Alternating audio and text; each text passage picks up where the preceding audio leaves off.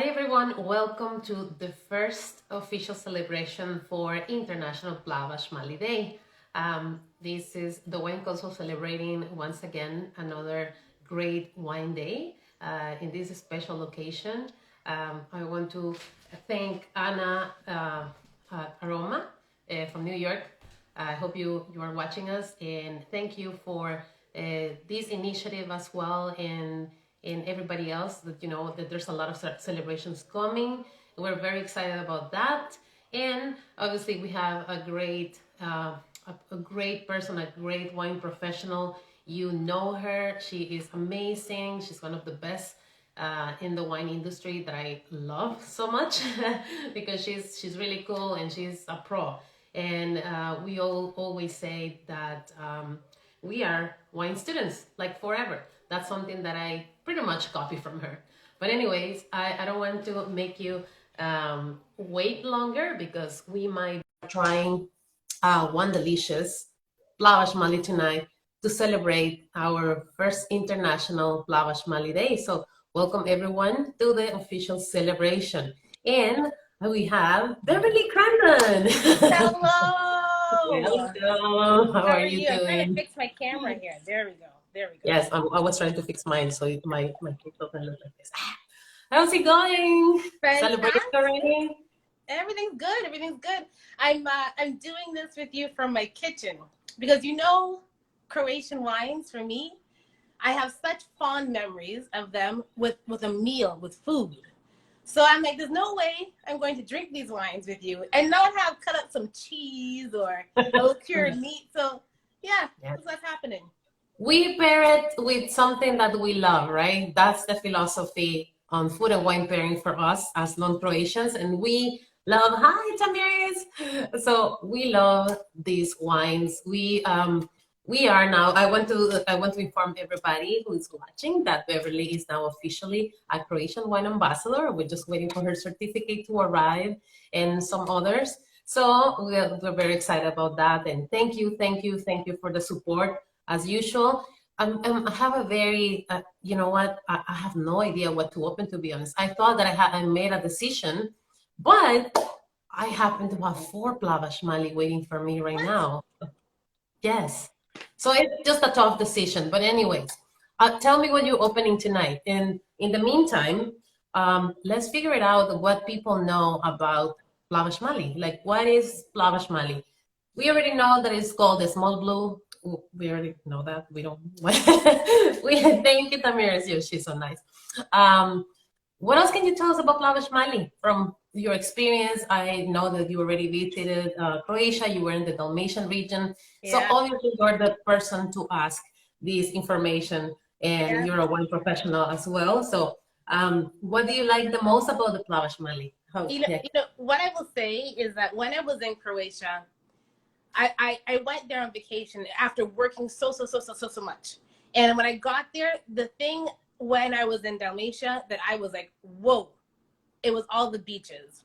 So I admit that I spent a lot of time on the beach versus out drinking wine, but I remember going to Mike Gergich, his winery, his estate. So I mean, if you're going like that is the Mecca, you need to go there. So I just I did that, check.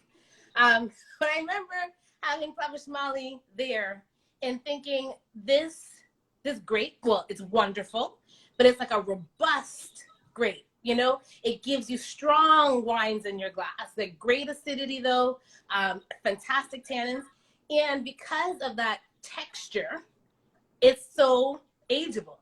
Which sometimes it's hard to find wines that you can lay down, like new wines that you discover that you can lay down from a new region. Because at that point, Croatia was a new region for me. But yeah, I was just fond of how much that wine has to give and for how long it will give. Okay. Yeah. Well, that's amazing. The first time that I tried Plavac, and obviously everybody knows here that I haven't been into Croatia, and you know what? It doesn't matter because I learned so much through my palate. I was able to travel to the region. I was able to get all this inspiration by tasting all the different wines from Croatia, not all the 130 grapes that we have, but you know, there's it's coming someday, you know, and I fell in love with the wine because well, I call it, and they call it too, people call it the boy, the big daddy of Croatian wines. Why do you think it's that name? Probably it's because, as you were saying, you were describing it, just the structure and the bold wine, it can be, well, for the Dingash, the part of the Dingash, we're going to talk about appellations later. I find it, as I told you before, more like a masculine wine. But Yeah. let's talk about, you know, region experiences with Croatian wines. It's just like, this is so exciting for me because we're following a great initiative here, and we are joining international celebrations that start tomorrow. So I'm very excited about this. So, yeah. Yeah. Regions and Croatian wine. So it's funny. Right now, I have two wines opened. One has nothing to do with today, but it is Croatian. So I've got a Grashevina open, and I have a Plavac Mali open. I'm having a good old time here. Tell Matea she's online and she would love having Grashevina right now. She's watching it. So good. Now, I wonder, Ellen, do you think that it's called the big daddy of Croatian grapes? So first of all, we know that this is the most widely planted grape in Croatia. But do you think it has anything to do with its claim to fame and its relation to Zinfandel and Primitivo? Do you think that's why it has that title? Yeah, thanks to Mike Gergit, actually. He's the one responsible to say, you know what, guys, the genetics, okay? Come on. What is this? This is not Sergenac it's called Sergenac by itself, by the way, but he was like, no, we have to run a DNA, right? And we have to check what's going on. And then it ended up being that it has two parents, the Dobro, oh my God, Dobrochik. Yeah. Charming Wines, Dobrochik and Zinfandel, right? Yeah. So that's the little baby, and we can find some influence of those grapes in this wine because of the richness of the, concentration in the juice, right? And it also has to do with the region, right?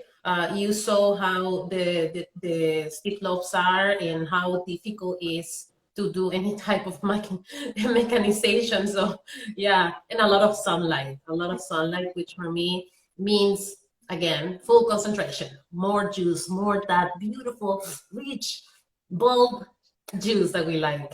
Exactly. And with it having the name, the little berry or whatnot, you can tell it's going to be very concentrated with that all the surface area. And from what I see in the pictures, it looks like a blueberry. Pretty much. Exactly.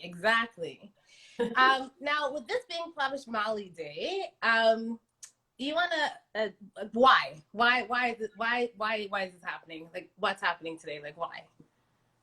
Okay, so there's a lot of wine days, but you and I, we know that we celebrate wine every single day. As you should.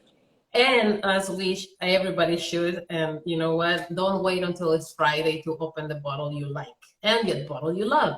So the initiative was, from Anna in the States, and she started, all these movements with the international Croatian native varieties. And obviously I'm following her and supporting her.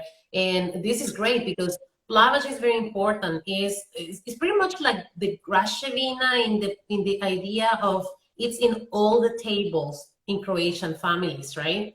They even grow it in the backyards too, still, right? And it's so important. It occupies 2/3 of Croatia, if I'm not mistaken.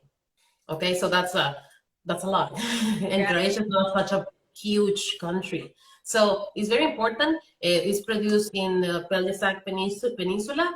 The one that you have, I wonder which one you have. I'm pretty sure it's from Tomarna, right? It is. It's the St Roko from St. Hills. Yeah. Okay. I think I'm going to open one of those in a little bit so I can compare it with you, because each individual winery that I've tasted in Plah-vahts Mah-lee, I found, some similarities, but you're always going to find something different, something that gives you that characteristic, that particularity in the wine, right? That is going to make it special, and you will be like, oh my God, I need another set of bottles. Here I am. right? With another 4 bottles of my favorite. So yeah, that's what happens. So Plavac Mali is not a basic grape. No, Okay, no. it's not. So some people might find it too. I don't want to say harsh because it's not the word, but maybe too The, strong yeah, the for tannin, language purposes. Tannic, very tannic. it definitely has big tannins, and so some people may find that the tannins are too gripping. But then, as I said, these wines can age, right? You lay that down, the tannins are going to calm down a little bit. And then if you get a quality wine, uh, the winemaker has generally done some things to make sure it's somewhat softer when you get it. And those are things you're going to want to look at, like how long did they wait before they released this particular wine, and how was it aged? Was it aged in oak? So there's some oxidation that happens, so those tannins can calm down. So Yeah. if you read more about that, you'll find a pretty decent bottle that you can open up and drink young, but guaranteed you can lay it down as well. Yes. Yeah. Will you like, I don't know, based on your experience, because there's no good and wrong in this information, and it's just part of our learning experience. I'm learning about that myself. We have to, we don't necessarily have to follow the idea of, oh, we have to store this from 2020 something to 2030, whatever. I feel that whenever we need to drink a wine that we like, we can enjoy from laying down a wine for a couple of years. Like these wines are perfect for another 10 years, will you say? I would think so, yeah. I will say so too. But then again, it's so hard to keep them. Well, this is it. Every time I buy Plavacs and I'm like, okay, I'm going to age some of this, I drink it. So I need to get better at keeping it in my house so I can actually see what it looks like. Yeah. I know. Plah-vahts Mah-lee is absolutely delicious. I found when I first tried it in early 2020, I was just like, wow, what is this? Right. This is interesting. Tonic, bold, structure. I don't know. I didn't know at the beginning what to feel, and I decided to keep trying. Right. Until I started trying even more and more and more. And the wineries, they are very different. For example, the one that you have, San Hills Winery, they are located in Comarna, which is pretty much organic, all organic. So from all the times I tasted this wine, I'm expecting, I'm looking forward for your notes and comments about the wine, and I'm so excited. And I think I made my choice. Oh, what is it going to be? Tell us. You have us waiting. Okay. In the meantime, do you want to tell us something else about the beautiful Dalmatian region that you visited? Like, what we talked about this before. We talked about the soils when we were doing the Croatian wine ambassador. And what is the particular thing that you found in the soil in Dalmatia? In the meantime, let me bring my bottle. Right. You know what? A lot of the soil in Dalmatia is limestone and some Dalmatian red clay. And I don't know. In my years of drinking wine, a lot of years of that, a lot of history and experience, I find, right? And Ellen, you let me know if you agree, but I find when limestone is present, I'm generally looking to get like a nice burst of acidity, right? Like I'm looking that I'm going to get like a lovely food-friendly wine because of that acidity and the salinity. And so with Dalmatia, like knowing that the majority of the soil there is limestone, that's a really neat thing. And then earlier, Ellen, you alluded to the fact that, you can have a bunch of wines that are Plah-vahts Mah-lee wines, but each may be different. And there are differences. And that's because there's a ton of like microclimate things happening on that peninsula, right? And then depending on, did it come from the peninsula or did it come from like the hinterlands? It's going to be very different. If you take your textbook explanation of this grape, a lot of times people are saying, oh, it's going to be high alcohol, it's going to be like this, but winemakers are doing different things. Like this generation of winemakers are trying new things. You're going to get some that are going to be low alcohol, softer, harder.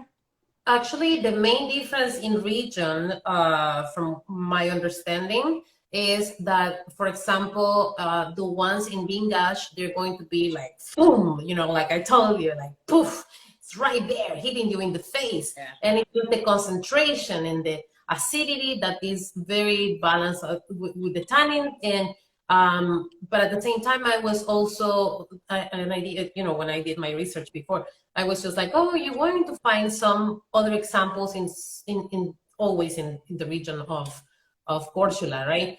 So you're going to find these examples, and they're going to be light. So Plavac Mali has that ability to keep low alcohol, a little bit less tannins than the one that you might, you know, if you want to try right now. Then and the other one, it will be that is going to be like a medium body, medium plus body. So Plavac Mali has that ability. So you can find lighter Plavac Mali that have a great potential for aging. So Absolutely. and they're going to be a little bit, you know, less expensive sometimes, if we want to call it like that. But yeah, that's the interesting part about Plavac Mali, and it's so great. It's a beautiful grape, and I can't wait to show you what I'm going to open tonight. Right? Because we were talking about it, so I was just like, you know what? This is very, very special. And I'm going to say, if you want to celebrate Plavac Mali, we have to kind of give the honor to the person who, or to the winery, that we were saying, you know what? I did my job. I put Croatia also in the spot, as he did with Napa. So I'm opening Plavac Mali from my cooking. Oh my gosh, I would love, yeah. I haven't had that in years, actually, since I was in Croatia. Yeah. Okay. Yeah, no, I'm excited because, to be honest with you, this is going to be my official tasting of my cake, Plavac Mali. Oh, nice. Hey. Nice. Yeah. Yeah. This is the perfect date to do that on. Yeah, of course, it's perfect.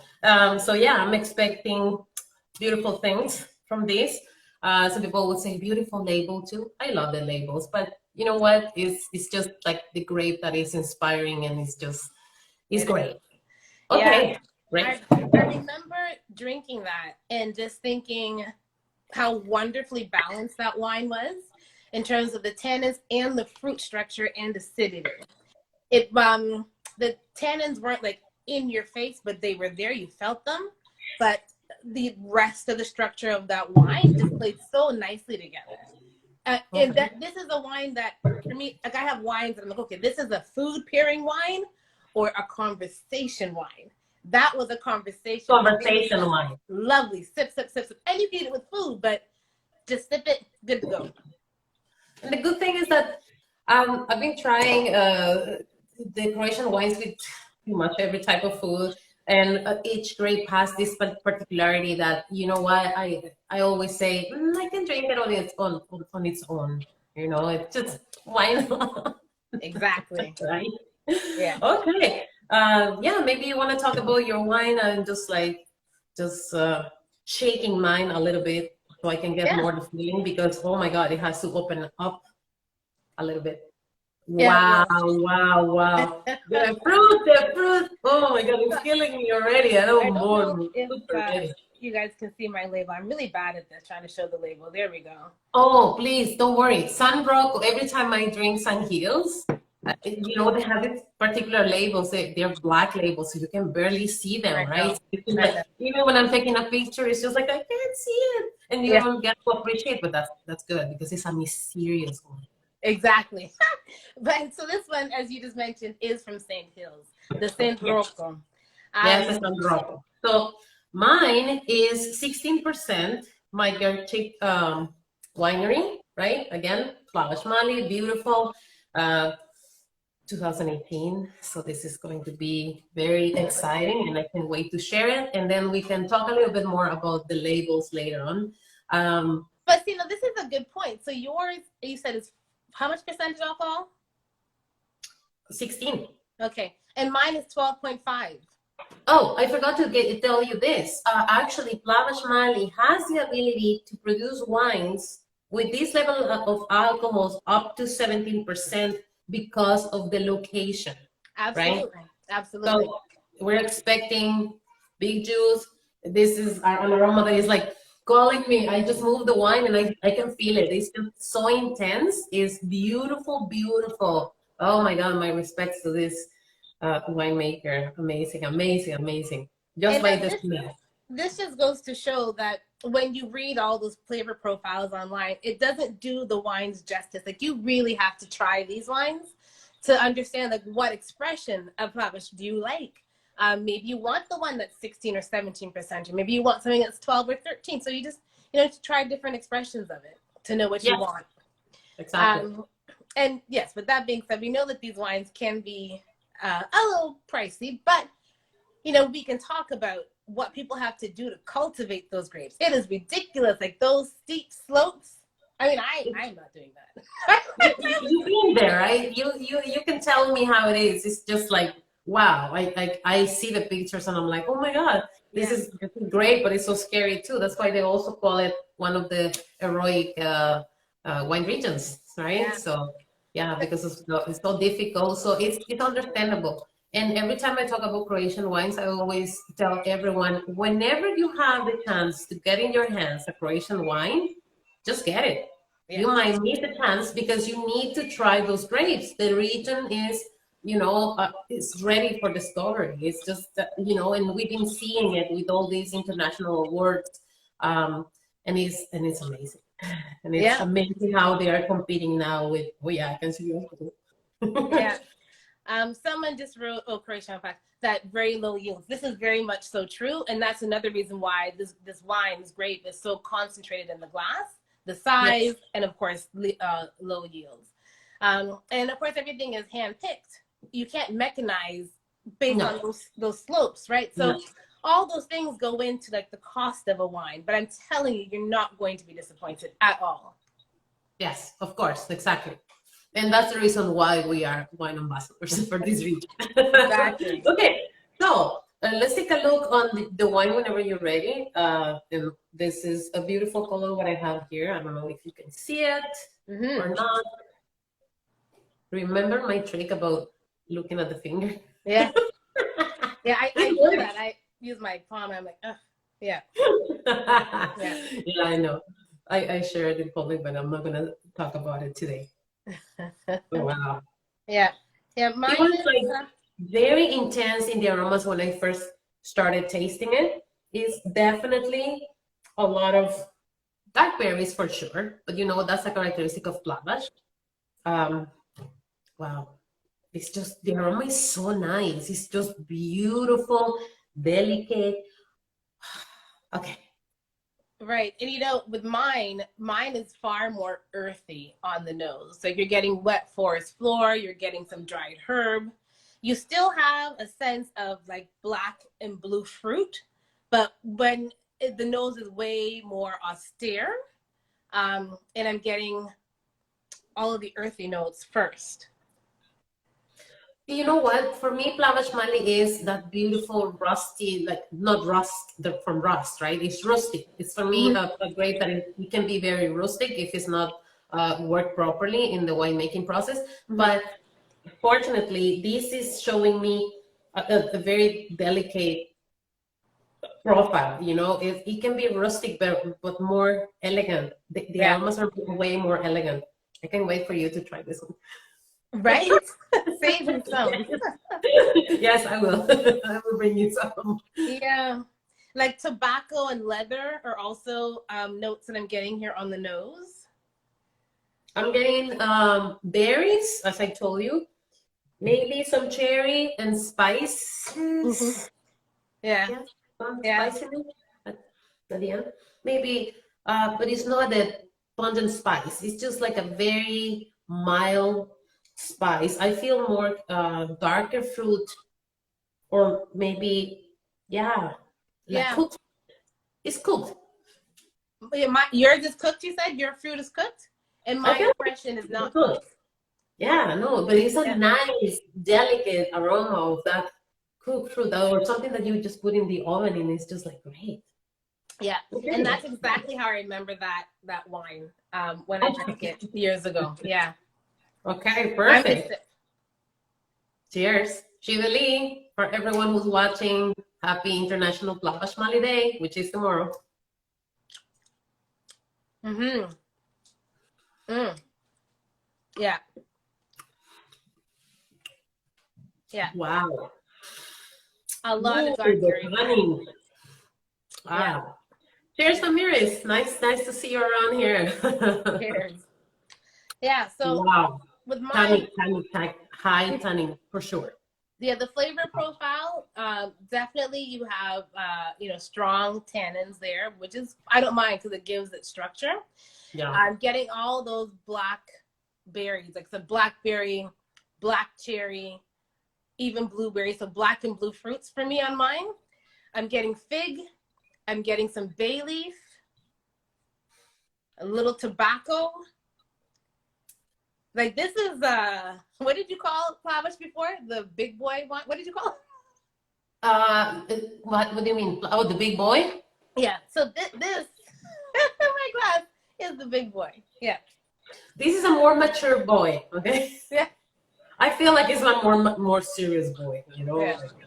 Yours is, you think it's a fun boy, or do you find that it's more like a, I don't know, cool boy? Mine is more mature boy. I can feel it. Well, I'm not going to give a gender to the wine, but I will say that this is the kind of wine where you have a sip and you go back, you have a sip, you go back. It makes you think, it's contemplative. And I like that in a wine. I like when a winemaker makes me do that. Yes. But I think It's a magical thing. I don't know how, we know the process, but knowing the process and then tasting that process, the result of the process and what makes us feel. And you and I, we believe in, tasting a wine and enjoying it and keep discovering until we finish the bottle. Yeah. It is a school night tonight, so maybe not a bottle tonight. Yeah. It's a great day to drink Plavac Mali, and I'm just finding an excuse because it's also Monday. And I think I told you this before, but in my country, in Latin America, we call Monday the Gypsy course. Sorry. Oh, right. You did tell me. Right? Once you start drinking on Monday, that means you're going to keep drinking for the rest of the week. I like this. I like this. So tell me, what are you getting from yours in terms of flavor profile on the palate? You know what? I still feel the cooked fruit, but I find like a raisin resemblance, like raisins. But it's a pleasant thing, not those sweet raisins. No, it's just the sensation of the good feeling of the raisins. I used to enjoy having raisins when I was a little girl, and this is a wine that, oh my God, not only the aromas, it's just like the taste is like a rich, beautiful, silky palate that is so enjoyable. I don't need food. No. Yeah, it is a conversation wine.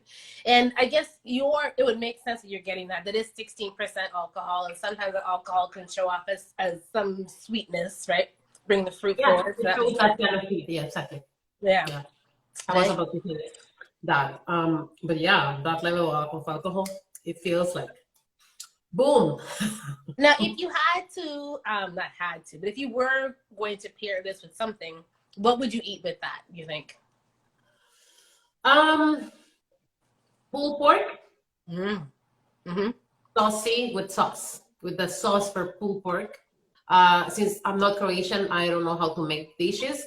But I remember my friend Matea told me, oh yeah, this is great with, she likes to combine some of the dishes that she makes. And then she was saying, was it Becca Matea? I can't remember. If not, it's the pastichada. It's like, it's like the shepherd's pie kind of thing, Okay. or version of that. I can imagine having probably a bacon quiche with this. Like, yeah, definitely. I could have a shepherd's pie or similar. Pulled pork, some Latin American food.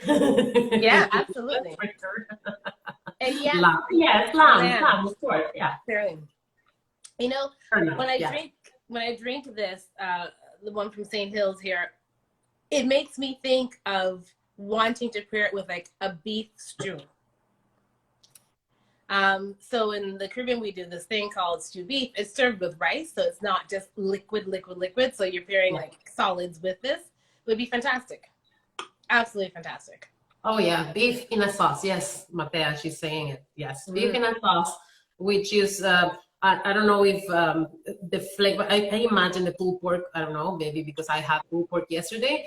But yeah, yes, it's, right now I was just like, oh yeah, with pulled pork, this will be fantastic. But also, there's we call it carne guisada in Latin America. It's very similar to what you can find in dishes in Croatia because it's stew and it's just a big chunk of beef.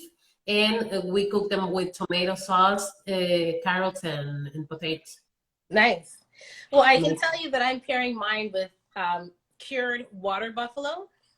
No, I didn't know that. That's interesting. This just when Social Herbivore joined. Sorry. Sorry. Yeah, I know. You just said it right on time. Oops. Yeah, but the water buffalo is going quite nicely with this. Yeah, no, usually it's, you know, when you want to have the experience. The other day I was doing a tasting for Croatian people, and that was fantastic, right?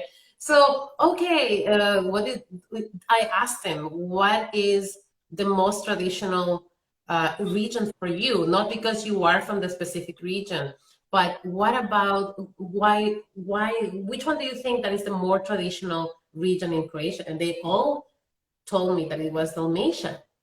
You know, I find that each region has its own characteristics and is super interesting. What I found in all the regions without being there. Okay, so but for me, I noticed that yes, and I think that the Dalmatia is very traditional, not only because of the traditional part of it, but also because of the history. Yeah, The history behind it's in the Dalmatian, you know, quote is just amazing to see. And when we were, you know, talking about the course before, we were just talking about Corchula, we were talking about Marco Polo, we were talking about you know, the coin with the amphora and all those archaeological aspects of it. It's just a magical region with a lot of history. It's just amazing to see that these are the type of wines that for me, I have a little bit of history from the region, and that's something that I really enjoy from it, especially from the producer, right? He has all this background behind him, so obviously it's an honor to drink his wine. Yeah, it's true. I think most wine geeks love it when the wine comes with some history and a map. But I was gonna say that whole coastal Croatia, like that whole area, like the history from top to bottom, and obviously, you know, being right by the Adriatic Sea makes it easy. People come on their ships and and that's where the history gets so like strong and rich, and which is lovely. So then you taste it in the glass, you get a sense of place, and you know, in your glass. So yeah, it's absolutely beautiful. Yeah, this wine it keeps surprising me all the time. At the beginning, I found all these tannins that I was telling you about. I'm like, I felt in my mouth like I can barely talk, you know. But it's a good sensation at the end because I gave another sip and then I felt like whooshing in the mouth. Yeah. Beautiful flavors that are like, I don't want to call it chocolate because it's not.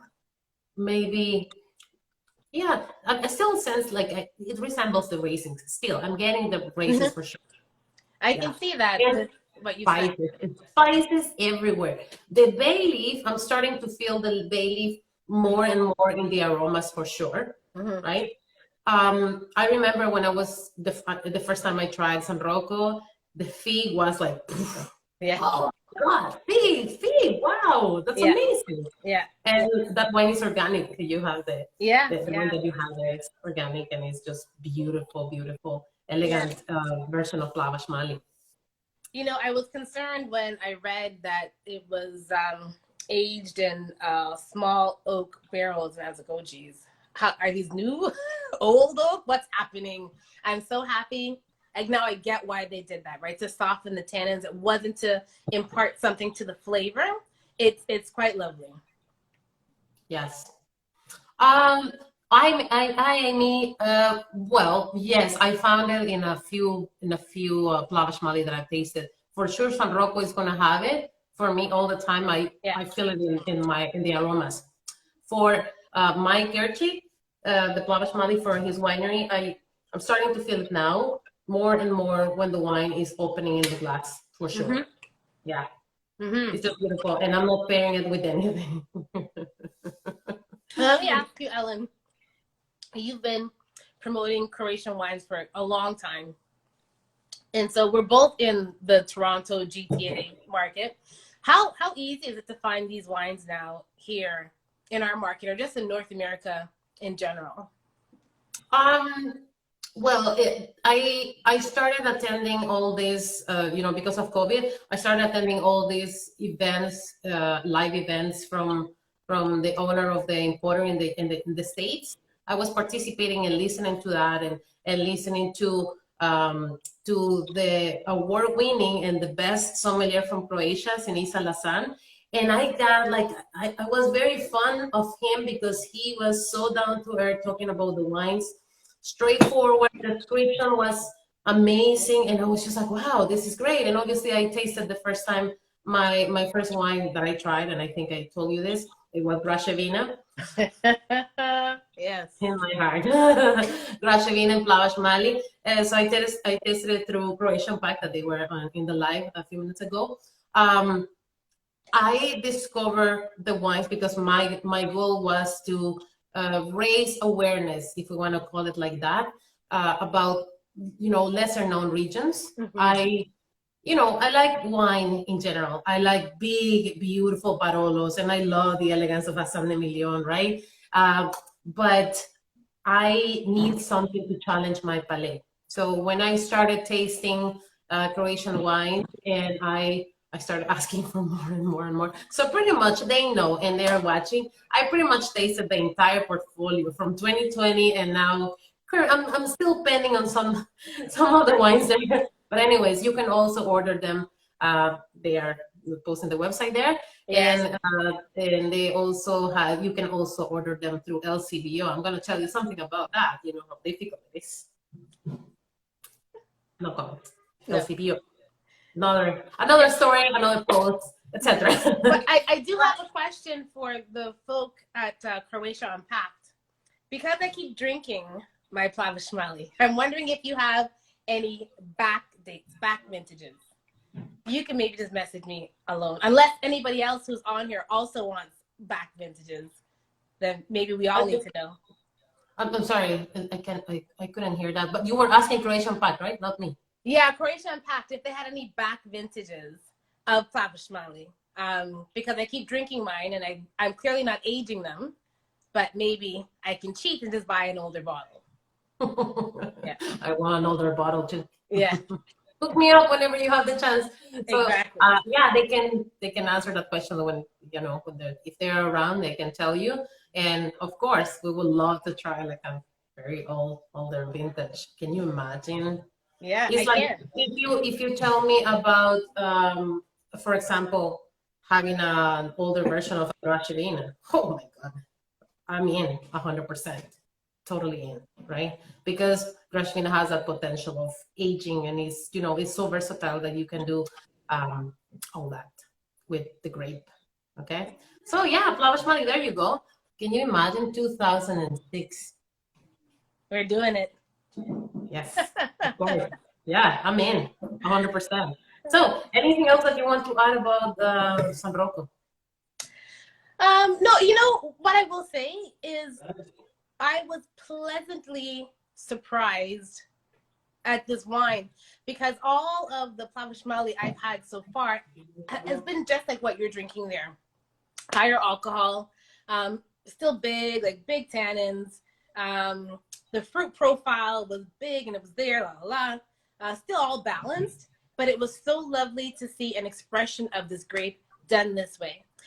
Yes. Highly austere, very earthy, mineral. Yes. Low alcohol. Well, I mean, it's medium alcohol, but 12.5%. It's on the lower side of medium alcohol. You know what I found in the Dingash when the last time I tried the Dingash, and I still have one bottle, just so you know. We might share it together, okay? So Dingash is like, wow, poof, poof, poof. Yeah. And I found something that I never found in a wine, and I started to think, these are the expressions of the terroir. I don't need to be there. I can get the expression of the terroir by tasting the wine properly, right? Like, exploration, because it's not about chugging the wine. We taste the wine, right? We enjoy it. We analyze the wine. I think it's analysis, and we are resembling all these back memories that we have with all these flavors and aromas component that we have, and all of a sudden it hit me in the face, and it was Olga. Yeah. Yeah. Okay, and I never believed that I'm going to find that in my palate. I was like, Alga, like, how do you say it in English? Alga, right? Alga. Yeah, I think you're talking about like the terroir.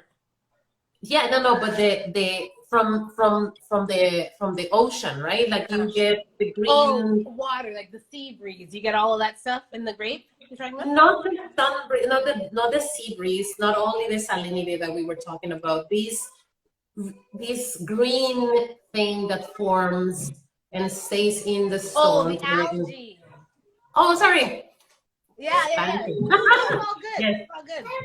Yeah. Yes. Hold on. The algae. Is anybody else drinking anything Croatian? Just put it in the chat if you are. Yes. Or what are you drinking, period? Just let me know. Yes. Are you joining us with something that you like the most while we celebrate Plavac Mali Day? Yeah. In anticipation, because the official day is tomorrow, but Beverly and I, we celebrate wine every single day. And I hope you join us to the day-by-day celebration. We wanted to leave the day free tomorrow, and we wanted to celebrate the day before. So we open officially all the party about Plah-vahts Mah-lee. So I wouldn't say that Plah-vahts Mah-lee is a versatile grape, but I will say that it's very special.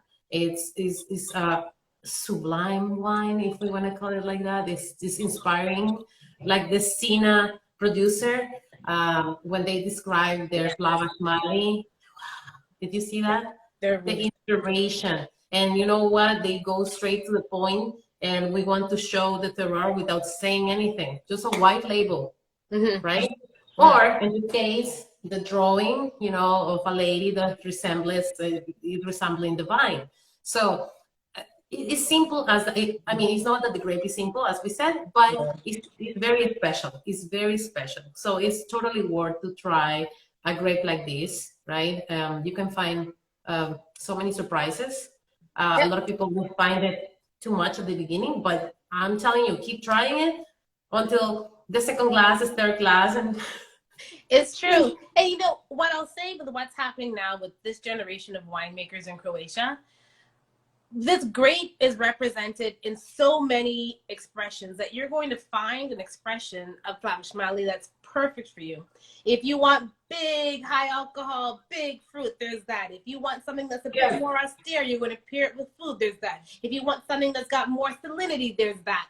There's something for everybody with this grape, which is what makes it wonderful. And in that sense, I guess it is personable, versatile, because everybody can find something, right, that they like. No. I mean versatile in the way how to use the grape. Of course, everybody can find the style that they like the most, because after trying all the Plah-vahts, I'm telling you, I love them all. But right now, I'm just falling in love with this beautiful example from my beautiful. Okay, great. So everybody knows that this is the most widely planted after Grashevina as well, and Poshit is joining the ladder of importance in Croatian wines. And well, what else we have to say about Plah-vahts Mah-lee is beautiful quality wine in some places, and how do we know that? By looking at the label. Absolutely. So remember when I was talking about how challenging it was for the market? Now we go and talk about the market of, let's say, Plah-vahts Mah-lee, or if not, we can generalize and talk about Croatian wines. If we analyze the market, trying to get into what we're getting, right? Something different, something to challenge the palate, something different, interesting. I remember I asked you this question before, Oh, you and did? you answered perfectly fine. Oh. I should stop And thinking I about asked it. you, how will you um, call the consumers in North America to try these, like for example, Plah-vahts Mah-lee. You already said that there's a wine for everyone, and therefore it has this versatility to, to be accessible. But if you want to try it, right? But how do we get to the people to try something different, right? It's something that, well, you and I will do it. We force everyone to try this, Right? this Exactly. beautiful wine, right? But Plavac Mali, I think it has an easier time, and it could be a gateway grape to Croatia because you draw on its relation to Zinfandel and Primitivo, right? And North Americans know Zinfandel for sure, Yeah. and they drank it, and a lot of them love it because of that flavor profile. This makes this the gateway for you to get into Croatian wines. Exactly. But then we also add, but it's a little bit more austere than that. It's a fantastic expression of what that grape can do. It makes you think, sip after sip, glass after glass. So it's kind of taking, if there's any Zinfandel lovers here, I'm sorry, but it's kind of taking like a step up. Thinking Zinfandel, I think, is what this is in the glass. I honestly think that this is a huge step up. It's like the parents with the great genes, right? But the genes only, because I mean aspect or or I don't know, it can be kind of weird, and the son, or in this case for me, this is like a great boy of Croatia, Yeah. right? So they had this amazing boy that is just showing all the beautiful genetics. Yeah, absolutely. Right? Yeah. So that's something interesting to know about the marriage of those two grapes and the beautiful son that they had. Yeah. Yeah, perfect. Okay, let me explore it one more time and see what else am I getting. Okay. In the meantime, if anybody wants to share any of the wines that you've been tasting, have you tasted Plavac Mali? Whoever is watching us still. And what has been your experience? I know that, well, Matea was there and Tamiris, I can't remember if Tamiris had one, but yeah, I was talking to a lot of people and they were like, oh, but I love Zinfandel. I'm pretty sure I'm going to like it. Okay, but you need to try it. Like you need to kind of get there and give it a try. This is going to be fantastic exploration in the palate. It's just, yeah, the aromas are fascinating still. Like I can get enough of the aroma. In the meantime, we can move to the reading the label, because that's something that is going to be a great opening the gateway for Croatian wines. I was telling you about all the challenges, right, for Croatian wines, and one of them is, okay, I have all these French grapes and I have all these Spanish grapes, and to be honest with you, I don't even know what they mean, right? So yeah, but it happens with other regions, so there's no really a difference about like reading Croatian wine labels, right? Yeah. So okay, what about you? Tell me, what do you have in your label so I can remember, because I can't remember exactly what the St Roko says. Right. So mine is a quality wine, and I know that because it says, and I'm going to pronounce this so badly, Valiterno vino. Yes, which means quality wine, so you kind of know what you're getting. Whereas my Grashevina that I have, it is excellent wine because it says Brunsko. Right. So I'm trying with my Croatian here. Brunsko vino is pretty much highest quality. Exactly. Yeah. Yeah. So it's not too hard to read Croatian labels. Some of the winemakers, they decide what they want to do. Like for example, these few days ago, I was in a tasting with Moreno Coronica. His labels are straightforward. Red label, like burgundy, beautiful color label, the letter C, and then the name of the grape, which is obviously means that is there's a prohibition. I'm going to tell you that some other day with another tasting. But anyways, the red label for Coronica, straightforward. And then for the Malvasia Starska, it was yellowish with a C, and that's it. But it was the decision of the winemaker, right? Like everything. In this case, look at this label, right? What we have here. So very straightforward. We have the name of the winery. We have the grape variety, right? And if we turn the wine around.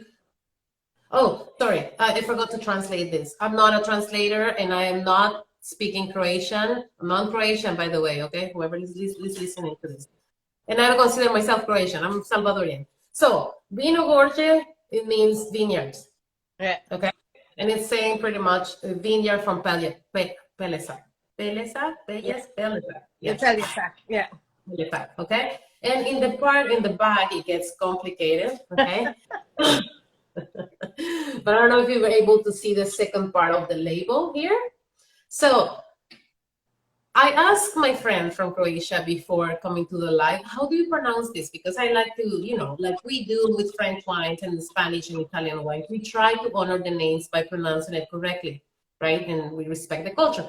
So I asked her, how do I pronounce this? Because this is important to know when we read the label, right? Something that we need to know is that is Sashtisena Osnaka Izvornosti, which means, no, the second line, okay? So that means that there's a ZOI, which means a protected denomination of origin, okay?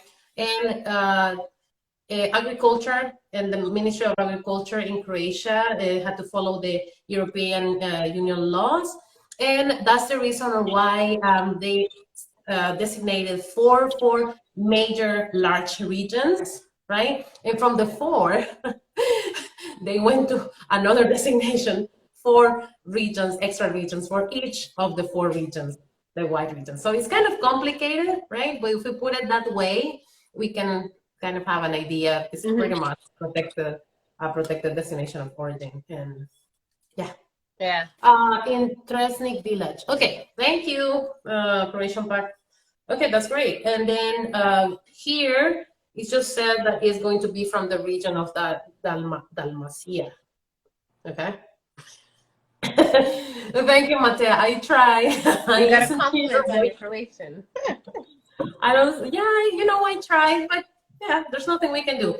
But just to give an idea to people how to read a Croatian label, which is something that, you know, I haven't heard anybody explaining me in years after school. How do you read a French label, especially from Burgundy, for example? You don't want to go there. That's complicated. That would be a good blog post actually for you on how to read a Croatian wine label. Your next blog. I'm working on my content, but I'm also working on podcasts, so I have lots to do, and everything needs to be updated soon. Yeah. But anyways, that's interesting. The verba, if you see the verba in the next to the year, it refers to the vintage. Correct, Croatian Pack? Correct me if I'm wrong. It's great that we have them there so we can ask them the questions. But suo vino, in my case, this one says suo vino, which refers to dry wine. Okay? So this is the little piece of information that I can give you about how to read a label properly, so we don't get lost in, oh my God, I don't understand what this is, right? So yeah, and then you see the 16%, boom, you know that is the alcohol level, and then you can feel it. Yeah. You know, it's after taking the course with you for the Croatian ambassador, it definitely helps me now when picking up my wines from Croatia, knowing all those things that are there on the label. If you haven't drank from this producer before, so it's very useful. Yeah. Thank you. Appreciate that. And no, you're a great student as usual. I'm still a student. It doesn't matter what I do. I'm always a student as well, because wine is a day-by-day discovery, something that we have to, you know, study without rushing, and, you know, keeping it simple and enjoy the way. Like, I'm taking my time to write my exams right now. I have like 2 major exams that I have to write, and I'm taking my time. I'm not gonna rush, right? I am not going to rush because if you rush, then you get like mad, and then it's just no, no, Yeah. no. But yeah, this is some part of the education that I figured out myself, and I found the right resources. I went into books, and I was just like, oh, this is amazing. But I'm not going to be talking about how to pronounce this because it's too complicated to talk about pronunciation. I have my friend Matea who can help me with pronunciation. Okay, perfect. Anything else that you want to add about your This, beautiful San Roko? yeah, I'm you telling know, you, you have to try the dingash. what I want to say, I just went back, poured some more in my glass, and took a sip. This St Roko is opening up wonderfully. You know, it's had an hour to sit here. It just like now it's more contemplative. Now I'm back in my glass again and thinking about what just happened. Like this is an amazing wine. Very good. Yes, Yeah. of course. San Roko is one of my favorite expressions of Plavac Mali for sure. I love the fact of that they working organically in the entire region of Comarna. Obviously, I love Plah-vahts Peninsula. You know, is the Mhm. traditional area for Plavac Mali and the most historical because Comarna is the newest, surprisingly. And then you can find that in some of the samples from Sun Hills, Yeah. right? From Mike, well, I just know that it's on Stresnik, as Croatian Park was saying. I don't really know the location of the winery. When you visited Mike Gerchik winery, do you remember the location, like close to what it was? Was also a steep slope, or how was it? Different? Mm, the vineyard that was right there on property was not massively steep in comparison to what I saw driving up to that. But yeah, that's all I remember. Mm-hmm. I Okay. am still eating food, by the way. Yeah, no, no, no. Bon appetit. You have to enjoy the wine, of course. And this is pretty much a casual, informative Mm, conversation about Plavac Mali while we taste amazing examples of Plavac Mali, as we said. So that's amazing. And I love that you're enjoying it. And I really love that this I'm pretty sure it's one of your favorites now. Like it Tehran. is, but well, you know my thing with Tehran. You know how I feel. Oh, yes. Yeah, that's a deep love. I was having the Tehran last week and I'm like, oh, sorry, Bev.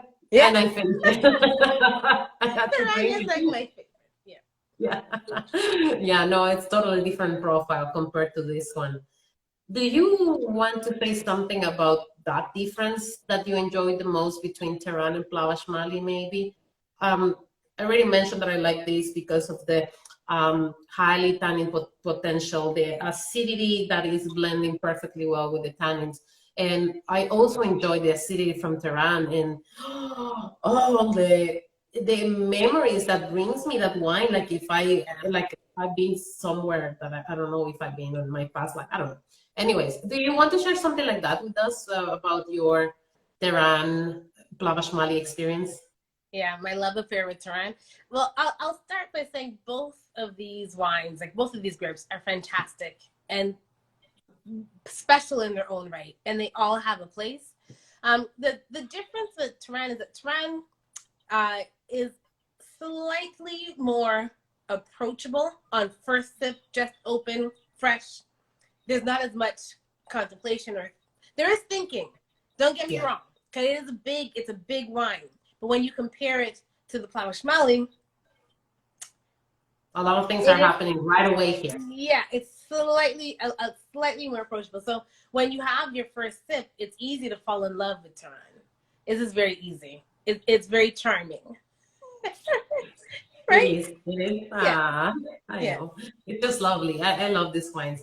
And I like the idea that we share the same passion about this wine region. So, for any English speaker, even Spanish speaker like myself, I'm telling you, pronunciation, we try to honor the names, etc. But go for it and try to check the labels. It's not too hard to figure it out that, it's a dry wine when you say sujo vino, right? And vino is pretty much the same word in Spanish, right? Yeah.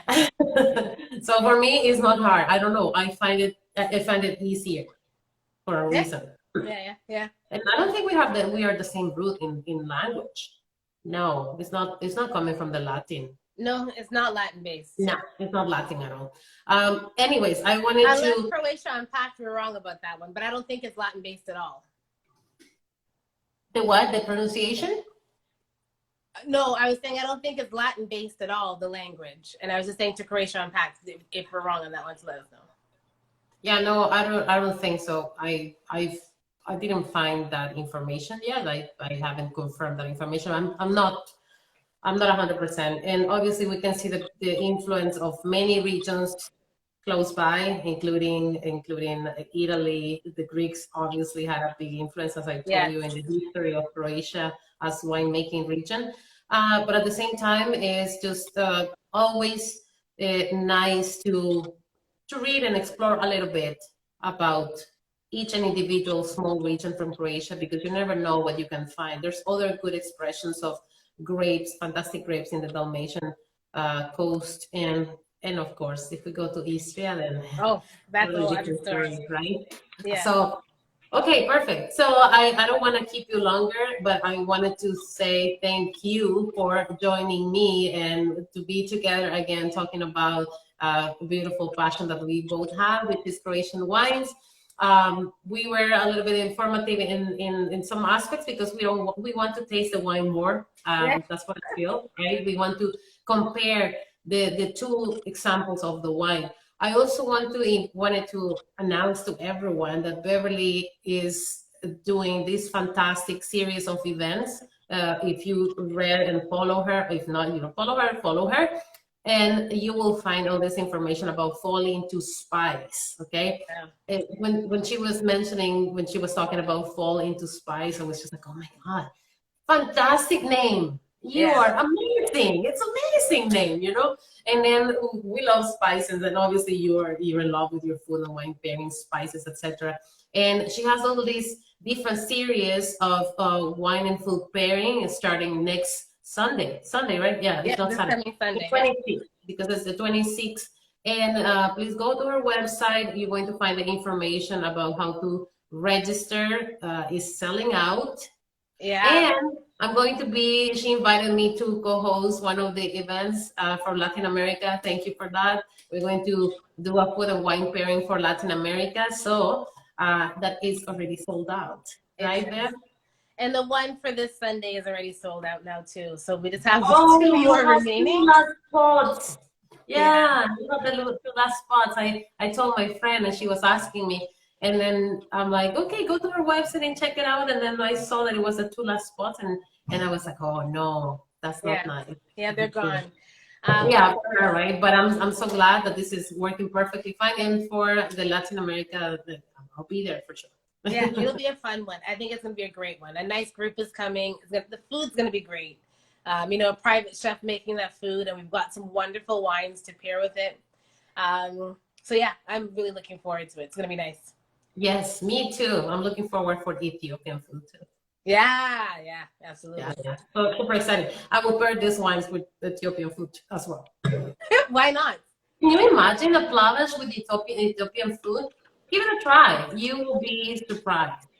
Grashavino. With the Ethiopian food is going to be killer. Yeah, that is a great one too. Yeah. Perfect pairing. Thank you so much, Bev. It's been amazing. Thank you. And Shirley, you already know how to say it in Croatian too. And whoever wants to get the wines, you know where to find them now with the link that we will share in our chat or order through LCBO. And anyways, thank you so much for watching. Cheers. Take care. Take care. Cheers. Beverly. Happy Plah-vahts Mah-lee Day. Okay, bye.